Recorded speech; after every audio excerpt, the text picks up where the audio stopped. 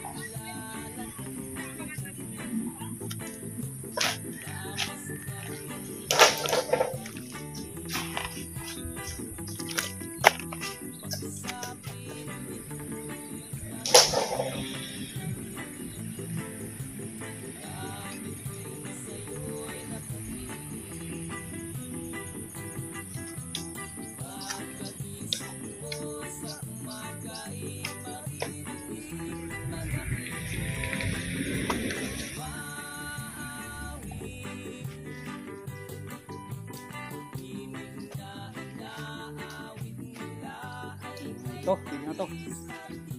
Ito, lagyan natin ng mga damo. Yan, damo-damo. Tapos, paibabaw natin yung dumi. Ilagay natin yung ayan, lupa kuti. Tapos, ayan, lagay na natin yung nyug. So, ito na lang ating ilagay mga yung available na damo dito. Wala kasi yung mga ipil, malunggay. Yan. So ito, kaya natin ito kasi ito po yung nabulok. Isa ito itong maging fertilizer,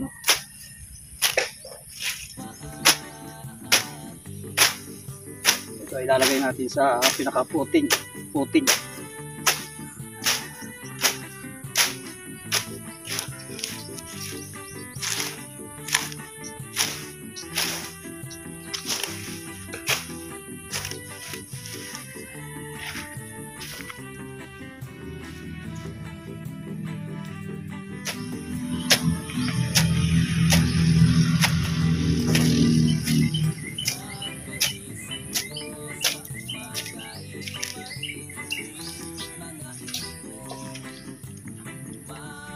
Ayan, marami-rami na. So, sunod natin ay yung sa kalabaw naman. Ito, meron tayong nakita ditong dumi ng kalabaw. Ito. So, maganda po ito at tuyo na. Mapapansin nyo, napakabuwaghag siya. Yan, ito ang ilalagay natin.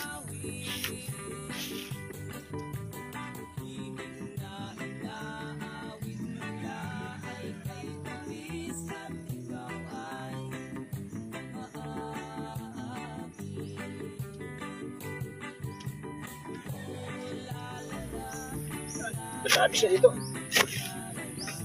Kaya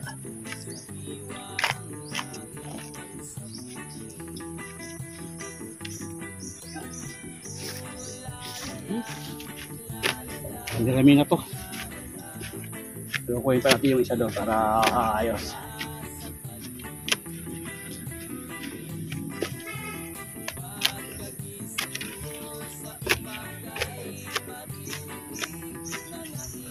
Okay, lagyan natin ng ayan, lupa. Tapos ay lagyan na natin yung lagyan na natin yung nyug. Yan po, no? Nyug na yan.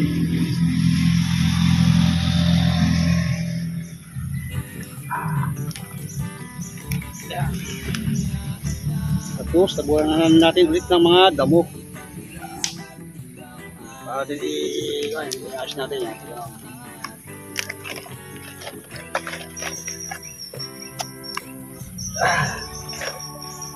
Yan natin na rin ang damo.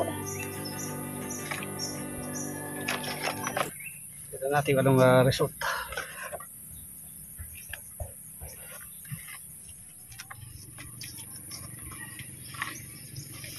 Yan.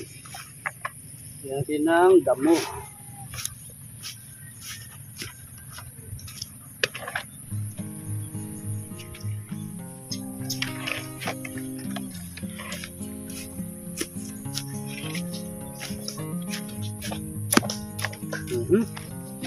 Then, dumi ulit, dumi.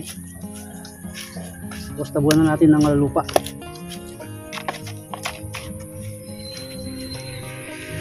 Ayan. Mga papapansin nyo, no? Napakalumi o napakabuwaghang itong dumi ng ayan, kalabaw. Ayan, so, ibig sabihin, napaka-sustansya yan para sa mga halaman. Ayan, isa pa.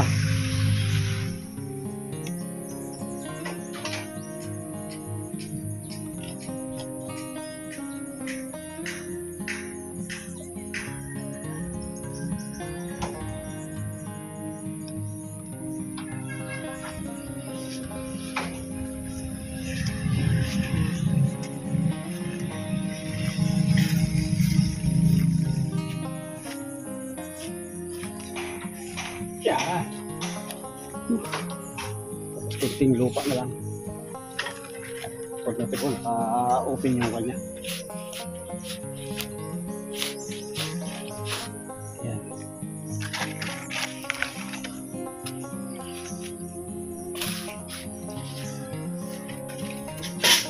Yan mga kalingap. At sana po ay yan.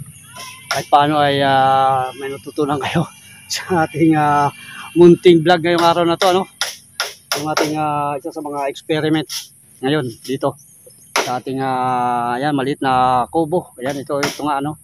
At subukan natin kung ano ang magiging result ulit dito. Ayan, yung ating nyug na to, ano? Dwarf po to, dwarf. Pero yan nga, inilagyan natin ng ayan, ang kulit ni ito, no? Ang kulit ni, ayan, dugi. Ayan, nilagyan natin ng kakaibang mga, ayan, palaman sa kanyang balon, ano? At sana ay maging successful tayo. Okay, so muli, ano, maraming salamat. God bless po sa ating lahat. Bye-bye.